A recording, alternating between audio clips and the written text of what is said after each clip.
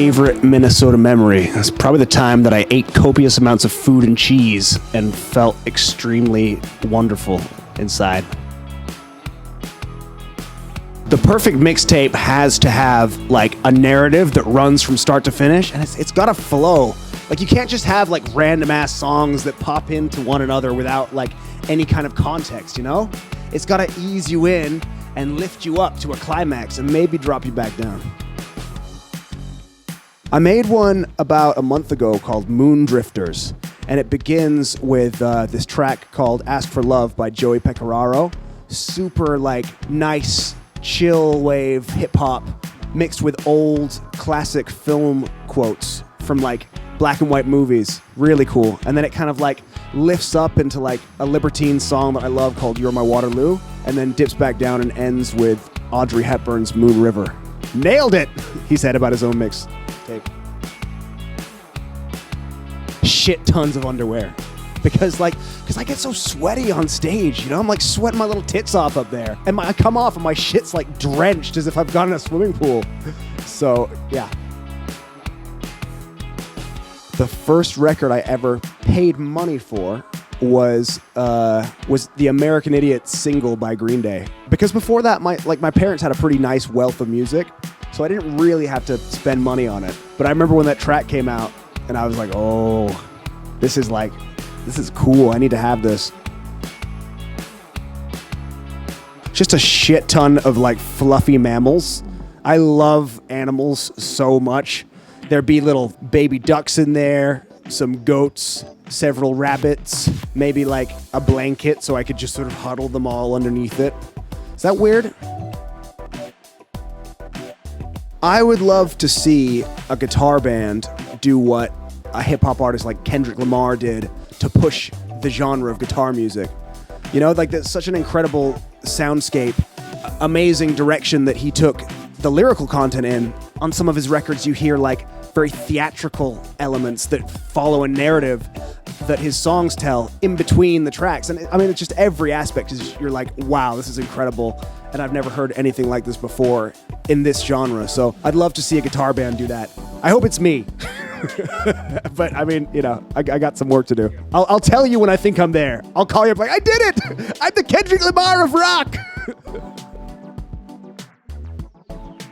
You know, I would just love to put out some music that stands the test of time and really genuinely reaches people. It's very difficult to be truthful in a record and to put stuff down that you think is like, wow, this is fucking awesome. And I love the records I made, don't get me wrong, and I'm really grateful that I made them. But I think it's a common thing with most artists that after every record you're like, but like I could have done it better with this or that. So I don't know. I want to make an album that I'm like, wow, this really has pushed boundaries and done something that I think is incredible.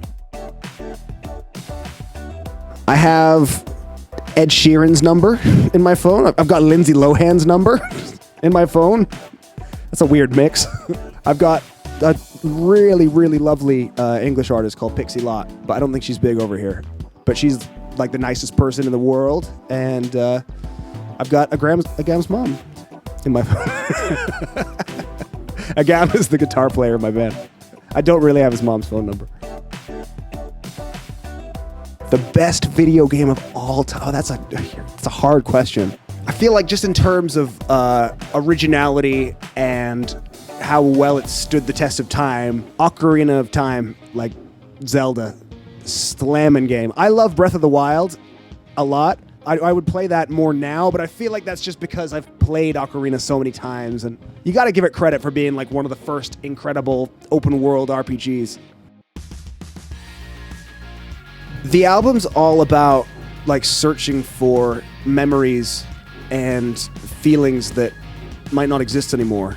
You know, as we grow up, we kind of lose touch with our authentic selves, and you might dig around to try and uncover pieces of your past, but ultimately it's gone with the moment. And I thought, being a kid of the digital age in the 90s, that using a computer error 404 was apt. Because, you know, the 404 error is when a computer's searching for a website that doesn't exist anymore. Oh, man. I just love getting up first thing in the morning. That's my staying up late, for sure. Man, who is the greatest wizard of them all? Sometimes I think I'm a wizard when I'm by myself in the bath. Who is the greatest wizard of them all? I genuinely wish I had a day to think about that question. Take wizards very seriously. I mean, I want to say Gandalf, but that's such an obvious answer.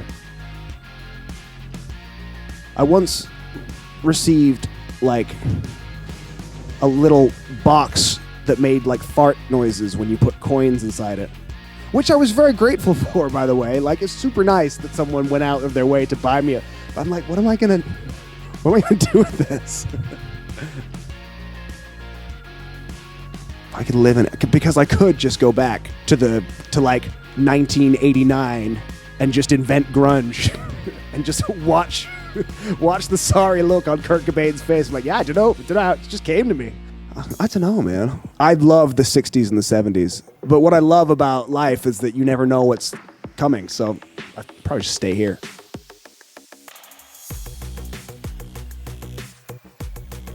That'd be such an awkward question if I wasn't funny or charismatic in this whole interview. If I watch it back and it's just like a really shit interview. You're funny and charismatic. Yes. Oh, no one ever asked me that. Wow. Something serious that I really care about. Climate change is incredibly important. This is our house, and we are fucking it up. We will die. We're all gonna die if we don't do something about it. This is like a World War II level crisis, and everyone's just like, la la la la. We need to seriously mobilize our governments into real action, not just petty conventions, not just posting useless platitudes on our social media. If we don't act in an enormous, concerted way, our children might not grow up, literally.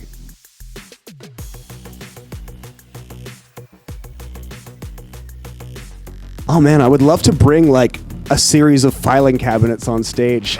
But it's just like, I don't have enough money to haul all that shit around.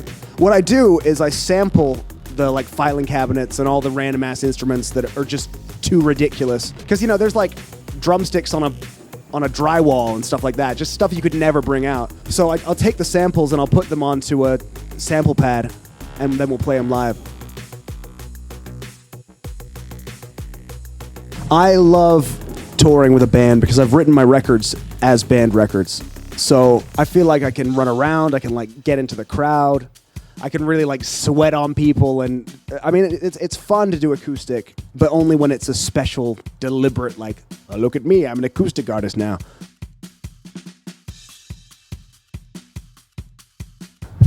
Probably my most usual one is Northern. Hello, it's me, Barnes Courtney. Look at me, I've baked several Yorkshire pudding pies for you all. Fucking hell, look at the legs on her.